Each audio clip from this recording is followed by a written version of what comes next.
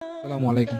আজকে আমি আপনাকে এমন ৩ টে এনিমে সাজেস্ট করব। যে ৩ টে এনিমে দেখার পর আপনার মাথায় শুধু একটাই কথা ঘুরবে, ওল্ড ইজ গোল্ড। ভাই এই ৩ টে এনিমে পুরানো এনিমে, মানে ২০০৫ থেকে ২০১৮ মাঝখানের এনিমে। কিন্তু ভাই এগুলো দেখার পর আপনার ফিল হবে না যে এগুলো পুরানো এনিমে। কারণ এই ৩ টে এনিমের কনসেপ্ট গুলো এত পিওর যে আপনি সেটা এনিমে দেখার সময় একেবারে প্রত্যেকটা পলকে পলকে আপনি সেটা ফিল করতে পারবেন। ৩ নম্বরে যে এনিমেটা আছে সেটা হচ্ছে মাস্ক অফ থ্রো। এই এনিমেটা দেখার সময় আপনার থেকে লাগতে পারে যে মেইন ক্যারেক্টার উইক, কিন্তু এই ট্র্যাপটাতে ভাই বেশিরভাগ মানুষ ফেসে যাবে। সো সেকেন্ডে যে এনিমেটা আছে সেটা হচ্ছে novels. Animator main character is a chat, বুঝছেন ভাই? এটা একটু ওল্ড এনিমে কিন্তু অনেক জোস, এটার অ্যানিমেশন গুলো অনেক সুন্দর। সো ফার্স্ট নাম্বারে যে এনিমেটা আছে সেটা হচ্ছে ডোরোরো।